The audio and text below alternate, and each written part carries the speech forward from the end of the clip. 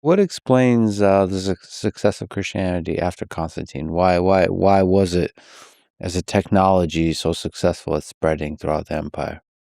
Christianity developed in a number of ways, so it acquired a certain number of forms that were capable of appealing to different constituencies. Mhm. In other words, there was um, an intellectual side to it, the sort of theology, the almost the quasi-philosophical or engagement with philosophical schools that could draw in, let's say, intellectuals.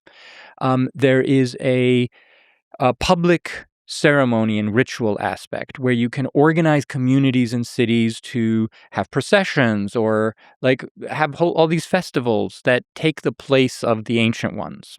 You have a um, kind of not it's not secretive, but it's kind of this initiatory aspect where there's this baptism and you learn a sort of creed and you're initiated into the religion with the prospect of a personal afterlife, right? And that appeals to other kinds of people. There's also ways in which it integrated itself into the court and the language of power. Also in the army, right? Soldiers now swear an oath to the Trinity, right? So it takes all of these different forms that enable it to position itself, here and there and, in the streets, in the court, in the armies, in the churches, in texts and books. And so it has this kind of manifold diversity, right, that makes it very adaptable. So one of the things you mentioned that Constantine did not anticipate, did not realize that Christianity creates divisions between various groups. So in part, this happens when you have religions that make exclusive claims, right? Like my beliefs are true Hmm. and yours are by definition false. Not just wrong, but false and even kind of evil. Like maybe Yeah. Satan put them in your mind to lead Yep. you astray, right? And this is inherently divisive, like it is.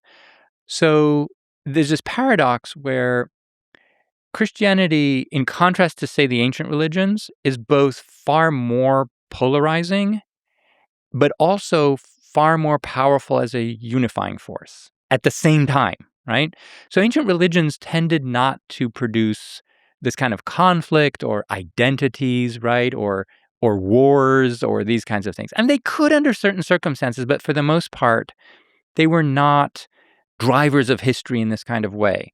But when you have exclusive claims, then suddenly these very communities that are sort of consolidated and have this very strong identity, but you also alienate other groups Hmm. that you then are in conflict with. So this is why I, for one, can't come down on whether Christianity is more of a unifying force or a divisive force in the history of the Eastern Empire, because it's both. And also trying to figure out whether the unifying or the divisive aspects are a feature or a bug. Maybe Right. some of the divisive elements is a way for society internally to try to, much like the civil wars, to try to figure itself out. So Yes. sometimes tension and conflict is a good mechanism for figuring out what do the people want, Or what's the truth, or right? what's the truth. Yeah. So the story that it likes to tell itself is that there's this one original truth, and the hardcore of true believers is defending that truth at every moment against all of these evil heretics who are Hmm. coming in and trying to corrupt it. In reality, what happens is that this truth is something that's evolving in the course of the controversies. And like often they don't know that they believed that until in retrospect, once they've had the fight and the winner has this position. Oh, now that turns out to have been the position we always held, right? And this happens again and again and again. A lot of the time, these Christian theologians who get into so much trouble and get branded as heretics and sometimes get sent into exile, they didn't mean any harm. They often just were stating what they thought everybody believed. Hmm. And then when they blurt it out, someone is like off in Alexandria is like, "What? That's heresy." And then now you're in trouble. Now you're getting into this fight, and you might win, you might lose. But like a lot of them were kind of sort of well-intentioned in that way, or they had no intention of starting a fight. But there's always someone who wants to start a fight.